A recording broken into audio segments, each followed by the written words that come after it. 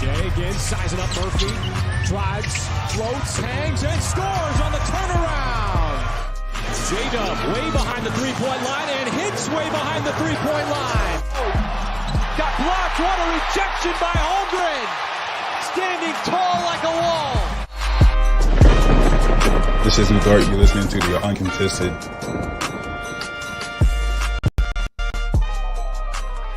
Hello, everybody, and welcome to the Uncontested. I am your host for this evening, this late evening. Justin, joined by a couple of fellas. Taylor Peterson. What a game. Crazy. What a game. And Nick Crane. It's too late for this, man. Committed to the grind. We are at the Uncontested, as are you in the chat. Way too many of you in the chat right now at 11:37 p.m. For the show. We appreciate you all and your sick mental illness to be here with us. That's why we call them the Degenerates. That's how they earn the Degenerates title. That is accurate. Before we dive in, I want to let you know that we are brought to you by Blue Wire Podcasts and Prairie Artisan Ales. Make sure to like the YouTube video if you're in the chat right now, as well as subscribe wherever you get your podcasts. Follow us on all your social medias. And if you haven't already, come join the Patreon, because the Discord chat tonight was losing their minds over an incredible game between the Thunder and the Timberwolves. And I don't think we need to beat around the bush any longer. Oklahoma City beats Minnesota 130-123 in their second game coming out of the All-Star break. An absolute banger of a game. I'm going to open the floor there. There's about a million places we could take this, but an incredible game, a great night. Where do we want to go now? Well, I think... Go ahead, Nick. I'll go first. Any good game, you got to talk about the end first, right? If you watch this game, you saw it real time. If you didn't watch this game and you're maybe listening to this after or tomorrow morning, like Monday morning, the game was not looking great early in the fourth. Not to say like J-Dub can't run an offense, not to say the guys on the floor weren't capable, but it wasn't great. The Thunder were outscored, I think 14-2 in the first 4 minutes of the fourth. They entered the fourth quarter with a decent lead. Shai checks in, and it was like, all right, Thunder are going to win this game. It was one of those, like we think about MVP moments being like the game-winning shot or like hitting, 4 straight shots down the stretch. This was one of those where he checked in, and within 3 to 5 minutes, the game had flipped, and there was no longer any doubt OKC was winning this game. It was a moment that will go overlooked for those that didn't watch the game, but if you watch the game, it was so evident. So, Nick, to that point, the Thunder, I believe, headed into the fourth quarter up 6 points. And we'll talk about that third quarter and just the multitude of different runs from each team this game. And that happened again in the fourth. You mentioned the 14-2 run that the Wolves went on without Shai on the floor. Shai comes back, and the Thunder go on an 18-2 run. That ended up being like an 18-4 run, but still just absolutely insane. And I think the impressive part for me about that, when you hear that, I think, especially after watching this team throughout the majority of the season, you're thinking Shai checked back in, just went supernova, probably was hitting everything. That wasn't the case. I think he only had 3 points there, that transition 3 during that stretch. He's being doubled by the Wolves. The Wolves played great defense on him. I think really the majority of the game, but he was finding his teammates. He was finding out Caruso, J-Dub had a couple of huge threes, and that's really what turned the tide there when he checked back in. The impact of everyone not named Shai Gilgeous-Alexander during that run, I think, is what was really impressive about it. He wasn't calling his own number, but he was facilitating and drawing a ton of defensive attention. Minnesota was pretty much blitzing 2 defenders at Shai all night. And down the stretch, you would expect that to continue. Shai was being aggressive and decisive, not letting them get set when they were trying to run 2 at him, and then either finding a shot, usually a mid-range, or finding the open guy. And the open guy continued to hit over and over and over tonight. And I think that to me was one of the big storylines this evening is everybody stepped up. Shai, Taylor and I were talking about this before the podcast started.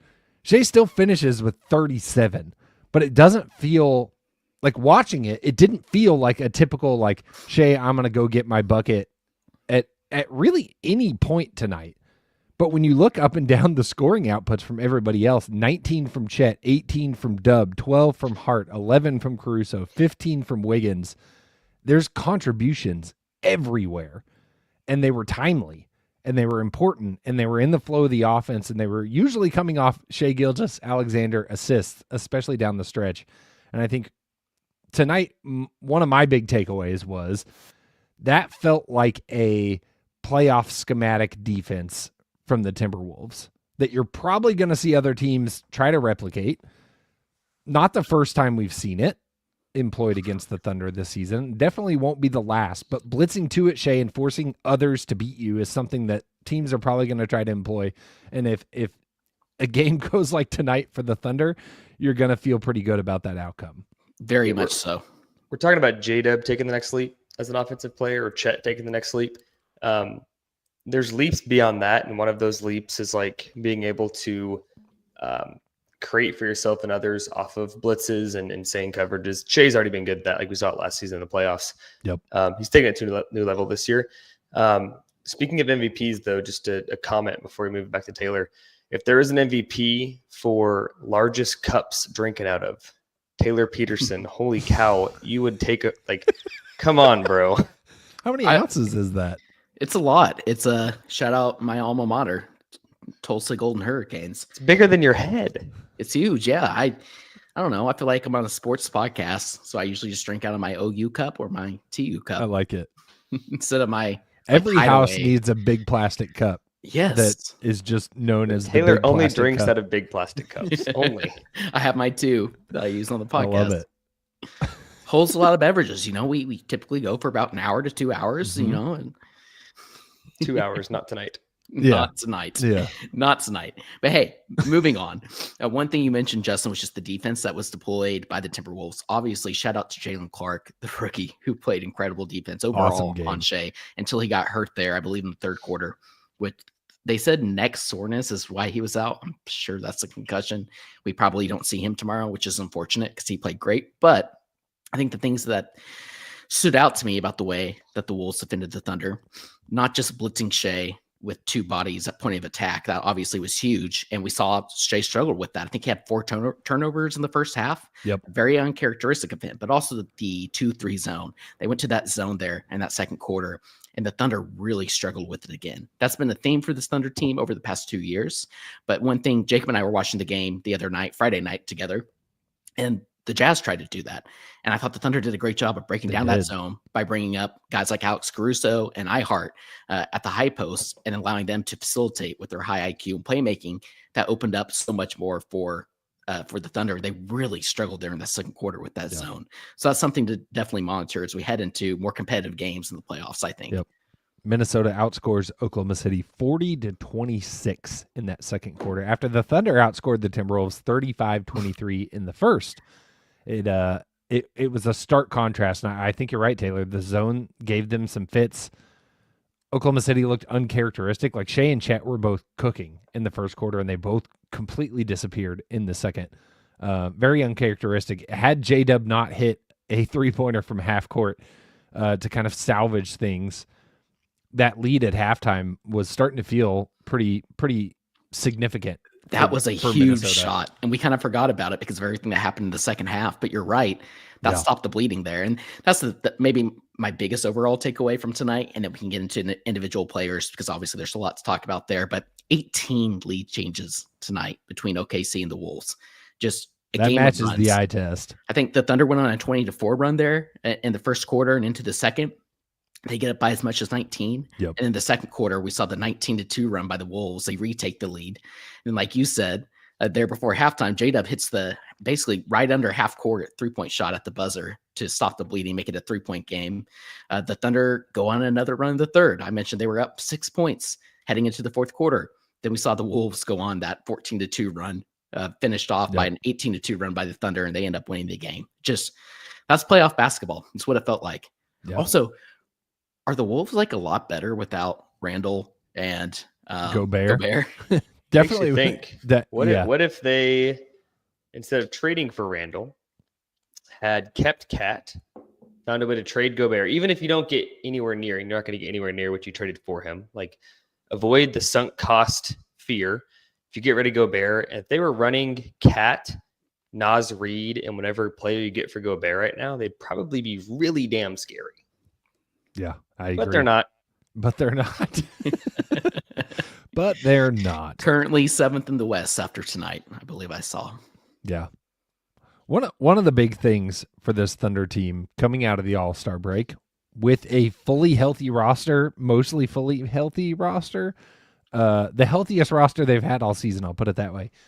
We're getting a look at lineups that we haven't seen a lot of, that we haven't seen any of, that we haven't gotten a big sample size on.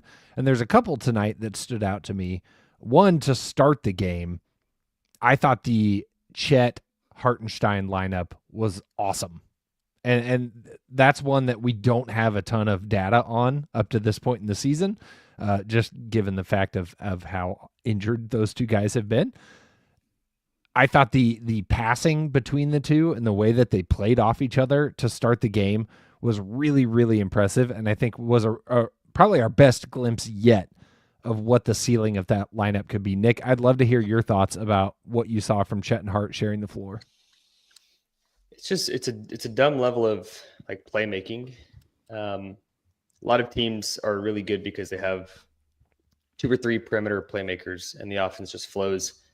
I'm trying to think of like historic teams that have 2 like really dynamic, really, really good front court playmakers. There's not a lot in history, at least at this level. Not that Hart's like a Hall of Fame level player, but like a true center at 7 foot that play makes the way he does, and Chet at 7 foot plus the way he play makes, it's unique. And there's still some kinks. They're figuring out how this all works, but you're starting to see more good than, oh gosh, they're still ironing that out. And that's scary. Like the last 2 games since the All-Star break, it seems like the roles are being more defined. Like Chet is as good of a defender as he is. Like he's more of the offensive engine of the front court. Like he had 20 against Utah. I think he finished with 19 tonight. He had 10 in the first quarter.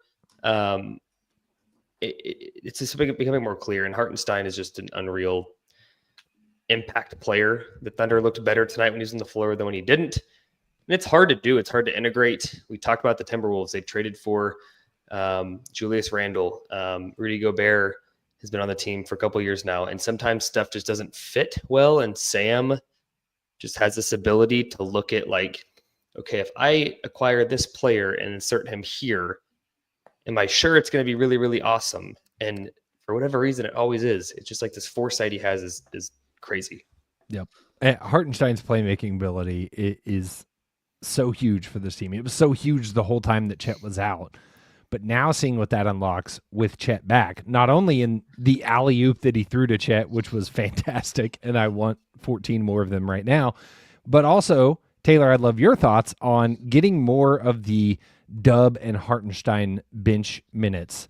I thought there was a really nice stretch early in the second quarter before the wheels fell off, where it looked like things were clicking really well. I think I'd push back a little bit on the double big lineup. Like it was great in the first half, but we saw some issues with it more so in the second half as well. Like I think the Wolves kind of took advantage of having 2 bigs out there, stretching the floor with a player like Naz Reid when Rudy Gobert is out. And we saw some of those players just be able to kind of blow by some of the bigs, and they kind of struggled there defensively. But you also saw the highlights. And like you said, one thing that allows is obviously to be able to stagger the double bigs. Yep. And we only have a 2-game sample size now. But what we've seen Mark do so far with that is obviously the double big start. Then he usually sits Ihart, and we see Chet stay in now post All-Star break. And then after that, he typically goes small. It was Kenrich Williams in the first half, only 3 minutes played, which seems kind of crazy. I thought he played a little more than that in the first half. And then like Chet or somebody else will come back in. In the second half, Mark chooses to go small with J-Dub at center. He ran that lineup of J-Dub, Caruso, Kaysen, Dort, and Shai, and then subbed Chet in like periodically down the Offense, stretch defense. for offense defense. Right. And I found that interesting also. That was going to be the last lineup I was going to bring up. So you're right on cue. But you are right that iHeart opens up a lot more. Like him being able to play with that second lineup led by Dub certainly helps Dub out a lot. Just obviously iHeart's not spacing the floor, but the spacing that he provides just with the screening and being able to open up the floor more for Dub to drive and create for teammates is huge. But again, they're in that third and fourth quarter, like especially that fourth quarter, it still didn't look incredible. And there was a point where I was like, we've got to get Kenrich Williams in with these guys and just get some sort of spark because they had nothing. Yep. Yeah, it's a great point. That small ball lineup to close. Had we seen that lineup before? I was trying to rack my brain. If we had, it's not a large sample size, but that was an insane lineup. And seeing it in action on both ends of the floor, the versatility of defender in that 5-man lineup was incredible to watch. Like Minnesota was scrambling because they could not get an inch of breathing room because those guys can just switch at will. It reminded me of like the Warriors death lineup where there's just no reprieve. Really impressive stuff. And again, like to contrast with, you saw some good stuff from the double big lineup, and then you close almost primarily with this kind of like super small ball lineup. Just goes to show the pieces this Thunder team have and the versatility and how they can respond to or dictate matchups. I think that's going to be really key for this team going into the playoffs, because depending on who you're going up against, depending on the game, you can throw out some wildly different lineups that are still very successful, where you're not, it doesn't feel like you're like sacrificing something to try to, gain a schematic advantage. Like these lineups are legit good, but can just look completely different at times. And to Taylor, like Taylor mentioned some of the struggles with the double bigs, and I agree in the second half. But in the first half, they were up like 19 and early in the game because the double bigs was working. Yeah. I know we've all been like tracking this through time, and like it's been under discussed. It was mentioned on the broadcast tonight, and I kind of forgot about this stat. You guys up to speed on Thunder's record with Hartenstein playing basketball? Not recently, not post All-Star break. Do you want to guess? Out of 36 games? It's 32 and 4, something like that. It sure is. Boom. That is stupid. That's stupid. And then seeing he's awesome, man. And I have to go back and look maybe before tomorrow's post game or Wednesday's pod, but Chet and I are playing together, seeing what that record looks like now again. 12-3. Oh, there we go. Pretty good. Not bad. That'll do. Those are good win paces. I can't do numbers in my head right now, but I think they only have 10 losses. I'm pretty sure 60% of their losses came in the games where they didn't have one of the two, where they've struggled like big time. Like 3 of those 10 losses were like an 11-game stretch right after Chet got hurt. Like if you remove that, I mean, obviously, if Chet had not gotten hurt, I'm pretty sure this team would have like 6 or 7 losses right now. That's insane, but I agree completely. I agree. And like Justin mentioned, that just allows you so many different lineups and different looks to throw out at teams to be able to respond to the adversity, like we saw with Nickeil Alexander-Walker going supernova there in the fourth quarter during that stretch and not missing shots. And Ant, like you can respond to those by throwing out these different looks. And that's what's so impressive about the depth and versatility of this team. I know we need to move on, but I think we would be remiss if we do not mention a couple individual performances. Obviously, we can get into Shai and Chet if we want to. J-Dub struggled there in the fourth quarter, but ended up having a really solid stat line and hit some huge shots playing alongside Shai as well as his defense. But I think the two guys, do we want to do a Prairie Ales player of the game, even though it's a group podcast? Yes, we do. Let's do our Prairie King of the Prairie. Taylor, why don't you take it since you teed us up? All right. Well, I'm torn between two players. The two players being Aaron Wiggins and Alex Caruso. I'm willing to give it to Alex Caruso in his fourth quarter that he had. Just absolutely insane. He ends the night, 11 points, 7 rebounds, 4 of 8 from the floor, 3 of 6 from 3. All 3 of those threes were absolutely gigantic there. And then also had 2 steals. I thought he had a block, but he didn't. Caruso was huge, but it wasn't just the box score and the counting stats. Threes, obviously, we don't win without those. It's everything else he's doing on the defensive side of the ball. the second efforts on the rebounds. But man, there were some of those plays defensively that he had Filthy. where he's causing steals and deflections that just lead to transition opportunities, which is when this Thunder team's at their best. It gets them back on track, and that's how they're able to respond to these runs. And I think it's no coincidence. Nick and I kind of went back and forth about this earlier in the season, but tonight Caruso plays 24 minutes, which obviously was the most off the bench, almost as much as some of the starters, and it was well-deserved. That's why he closed tonight. So a healthy Caruso is used for this team. Gosh, I hope he can stay healthy. Nick, I think you called it out on Twitter. One of the plays down the stretch where Caruso was guarding Ant, and just his relentlessness before Ant even got the ball, he's just hounding guys. And to be able to do that and then hit the wide open three on the other end of the floor is such a weapon for this team. You're on mute, buddy. Less than a minute left. I don't know. You could mute on this app. Less than a minute left. Ant, he clogs him up near half court, or like he's contesting, trying to avoid him getting the ball. Ant gets the ball, but then he's like up in him, and Ant's like, I'm just going to give this up. A Timberwolves fan was in my mention saying that was a schemed set for a Naz Reid 3, which was a clank. So congrats on the set. But I guarantee you there was levels to the set where if Ant could catch and do something on his own, you're going to let your superstar player isolate in the last minute. He didn't feel comfortable doing so, or didn't think it was the right move. Dishes it back out. They run the set for Naz Reid, clank. And that's like one of those things that if you just look at the box score, Alex Caruso gets no credit for that. Zero credit for that.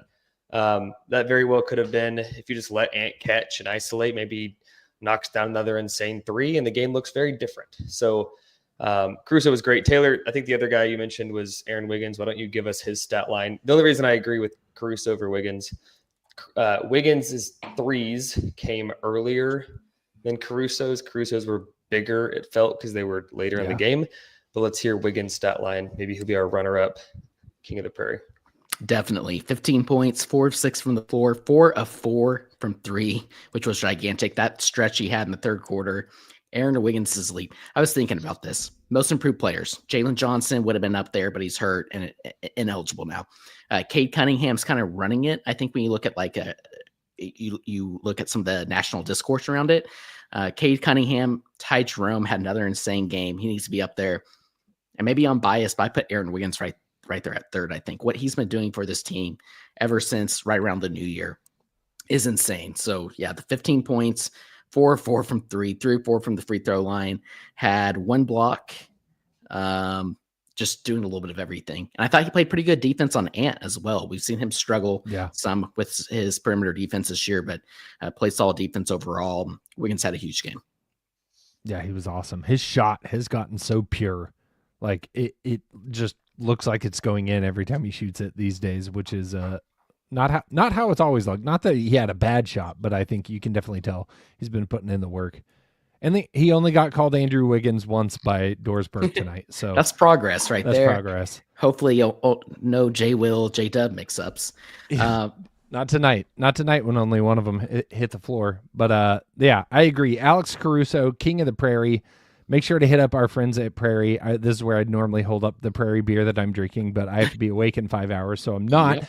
But they do have some new beers that have dropped this week. Make sure to check them out at the tap room or find them at your local beer retailer. They have Sorry Not Sour, which is a fruit ale that is not sour, as the name might imply. They also have Tropical S's, which is a tropical Skittles flavored beer. Ooh. Their normal Skittles beer is fire. Tropical Skittles sounds incredible. Gas. And then last but not least, if you're not into the fruity side of things, they have Pieces, a chocolate peanut butter cup bourbon barrel aged imperial stout. Ooh. That sounds like someone's getting drunk. That's up to you. That's up to you. All right. This game gets run back in 19 hours from the moment that we're saying this. Tip off for tomorrow. Tips off before tonight's game did. I got my notification from my calendar at 7 p.m. and there was still an hour and a half until tonight's tip off. Crazy. Literally less than 24 hours later, both teams have to hop on a plane here shortly and fly from Minnesota to Oklahoma City It's going to be a quick turn after an intense game. What adjustments are you going to be looking for tomorrow night in this matchup when we get to do it all again? I mean, I don't think the Thunder is going to shoot above 50% from three again. So I guess that's something you can bank on. I just think it's the role players from Minnesota. Like, this is a team, like, obviously they could have more health tomorrow night. It's a team that I think you can let Ant go supernova. I may eat my words tomorrow. I think you can let Ant go supernova for 40, but as long as like the Naz Reid, Nickeil Alexander-Walkers of the world have their average night, you're probably fine. Seems like tonight, it was not Ant. He had a stretch where he had a couple of crazy threes, but it didn't feel like it was Ant that kept having the backbreakers or like the big runs weren't necessarily fueled by him. It was others. And like Luka Garza had some stretches where it's like, damn. As he did before the All-Star break in that matchup too. Terrence Shannon Jr. It feels like a team that if you just let Ant do his thing and you don't double him too hard or just let him, you got the perimeter defenders to play him one-on-one all game. So do it and make sure the other guys don't have career nights. And I think you're fine against this team.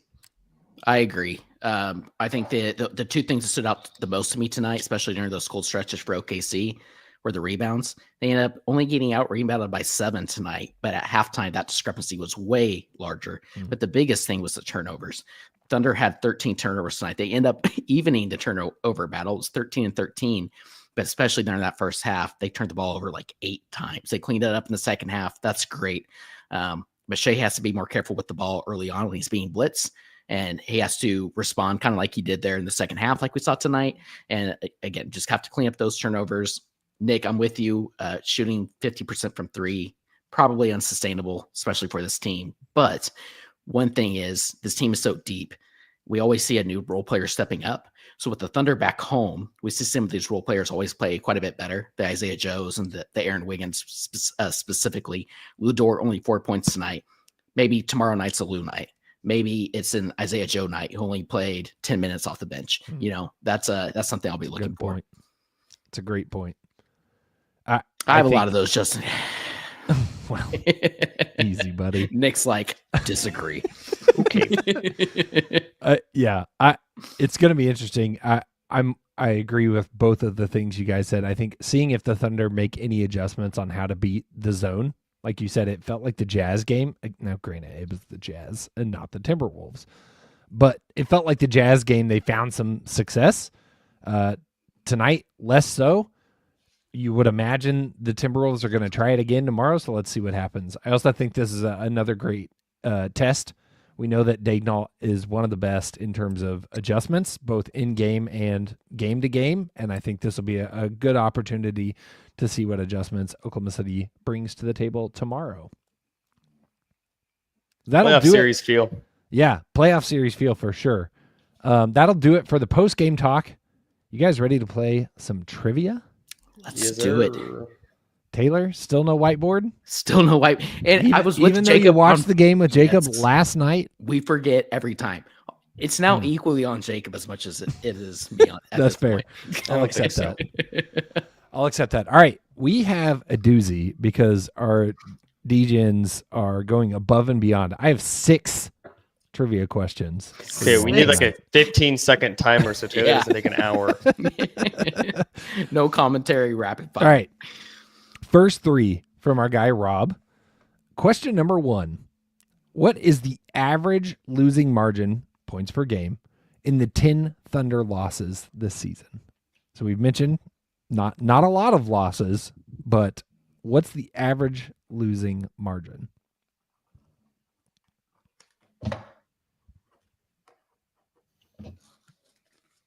Got it. Ready? All right. Taylor says 6.5. 6.5 points per game. Nick, I have no idea what yours says. 4.3. 4.3. That's probably closer. The answer is 6.5. No way. If you take away the I didn't see Timberwolves that. loss, it's probably like 2. Yeah, right. Yeah, that's a good point. The literal worst loss of the season, right before the right before the All-Star break. And a 10-game sample size that literally elevates it like multiple points. Yep. True. Yep. All right. Question number 2. According to NBA Advanced Stats, how many Thunder players are in the top 12 for personal net rating? Ooh. Top 12 personal net rating. How many are Thunder players? Don't overthink it, Taylor. It's a number. 1 through 12. Makes Can right you for imagine bad. if it was 12? All right. Taylor says 5. Nick says 3. The answer is 8. Whoa. What? 8 That's of the crazy. top 12. I guess when you're a generational net rating, That's what I was gonna second all say. time, it kind of works that way. But When you it's have wild. a historically good net rating. It is wild. Do you have the wild. names really quick? I do. That's question number 3. Perfect. Rather than having you write them down, let's just ping pong, go back and forth. Nick, we'll start with you. Shai Gilgeous-Alexander. Correct. I'll go Jalen Williams, J-Dub. Correct. No, actually. No, What? actually. Holy cow. Sorry, not J-Dub. You That's lose. High crazy. win. You lose. Bonus 8. round. 8. Bonus round. And Dub's not in there. Isaiah Hartenstein. Hart, yes. Hart is number, sorry, I should be ranking them for you. Hart is number 5. Dort. Dort is 6th. These numbers are on the team, by the way, not in the NBA. Oh, okay. Caruso. Caruso is number 2. Ooh. Wiggins. Wiggins, number 7. Joe is definitely on there. Joe, That number was 4. my next one. We're running How out many are of left? I think we have 1, 2, Okay. 2 more. Does Chet count with his minutes? Chet counts, and he's number Okay. 3. One more. Ooh. It has to be Cason Wallace. Yeah, that's a good one. No, it is not. Wow. It is the other Jalen Williams. Wow. I wouldn't have J. guessed Will. Hmm. that. Interesting. 2 2 DNPs, by the way. Speaking of tonight's post game. Yeah, that is interesting. There is a full roster of really good bigs now. Yep. So, Yep. All right. Halfway point. 3 more questions. These come courtesy of our guy, Smoot. Smoot. That was incredible. On chorus. Smoot sent us 3 questions. His 3 are themed around Black History Month in the NBA. All right. So question Cool. number 1. This player was both the first African-American player to play in an NBA game and to win an NBA championship. Can you name the player? Oof. That is tough. Say the question again. This player was both the first African-American player to play in an NBA game and win an NBA championship. I'm just throwing something out there. Throw it out there. Oscar Robinson? That's not a real NBA player. Robertson? Oh. Robertson? I said Robinson. No, it's No. Robertson. Oh, it is Roberts. I did that before too. That makes it so much better. What's the answer, Justin? Educate The us. answer is Earl Lloyd. Nice. When have we got October 31st, 1950, Earl Lloyd became the first African-American player to play in a game. He and his teammate Jim Tucker became the first African-American players to win an NBA championship in 1955. That's dope. 55. That's badass. Question number 2. This player was the first African-American basketball player to win an Olympic gold medal and the first to play in an all-star game. Can you name the player? Ooh. Can I ask a hint question? Sure. Is it one of the prominent players in the past that like the average NBA fan knows? No. I don't got it. Well, I was going to go Oscar or Kareem. yeah. No. Good guesses. I'll be honest. Most NBA pre 1980 or 90, I It's have almost tough. no clue. Yeah. He played on the Boston Celtics. That's a hint. The answer is Don Barksdale. Somebody in the All comments. right. Was it Kanye? Someone in the comments said Jackie Robinson. Jackie Robinson. No, this is Robertson. Jackie He's making fun of you, Taylor. Making fun of Taylor. Anyway, Well done. Don Barksdale was selected to the Olympic team and won a gold medal in 1948 and was on the 1953 All-Star team. All right, question number 3. We need more diversity on this podcast. Smoot, In this need you to jump in. in this player's second season, this is the easiest of the 3. Okay. In this player's second season, he became the first NBA player to win the MVP. Can you name this player? I think this might be Taylor's first answer. Yeah, I was. That's a torn good between guess. That. Oh, Uh, no. This no. player also. It's Bill Russell. Okay, Bill. thank you. Yeah. It's Yeah. Bill. Yeah, I was going to say this player also played for the Celtics. Yeah, there it is. Bill Russell. Insane stats. Smoot Oh my included his gosh. stats. He averaged 16.6 points and 22.7 rebounds Wow. in his second season. And hella wild. rings in his career, too. Insane. Yeah. Insane. One of the greatest. That's why no one's allowed to wear his number anymore except for J-Will. Anyway, that wraps up Prairie Trivia. If you like playing trivia and you like Prairie, go to Prairie's Tap Room every Sunday and you can play trivia at 4:30 and have a blast just like us. Now let's take a quick break. And on the other side, we will be right back to give our predictions. Stay tuned. And we are back. Fellas, we got 4 games on the docket to predict. One of them we've already talked about. So starting us off right from the top, tomorrow night, the rematch against the Minnesota Timberwolves. What happens, Taylor? I'm going with the W. I think they're going to be back home, be fired up. That's playing for the Paycom again. So I'm going with the win. Love it. W. WWW, like the internet. Dot. Let's go 3 wins. Dot. Love it. 3 wins against the Timberwolves. Wednesday, they begin a road trip up in Brooklyn against the Nets. Taylor, what happens in Brooklyn? I'm going W again and Moneyball. Ka-ching! Nick? Vinny Silva. W. Or Sounders. They're better than they may appear. They are. The Nets have been fun. They have. Shout out Nick Claxton with that buzzer beater last night. I am also going with a W. Ka-ching! Moneyball. And my money ball. All right. Then Friday, they travel down to Atlanta. Let's run it back the other way. Nick, what happens against the Hawks? That is a W Moneyball. Boom. Love it. Taylor. I'm going W again. I could see them losing 1 through this tough stretch just because of so many games. Tough. Packed. Well, just so many traveling and so many games. It's a long, it's tough from the travel. like It 4 is. games. I'd rather 6 have a nights. tough travel schedule against the Nets and the Hawks Agreed. than a lot of rest and play a good team.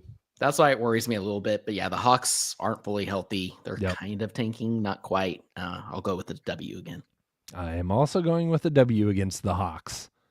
Last but not least, next Sunday, they play at the San Antonio Spurs at the Wimby-less San Antonio Spurs. Nick, what happens? W.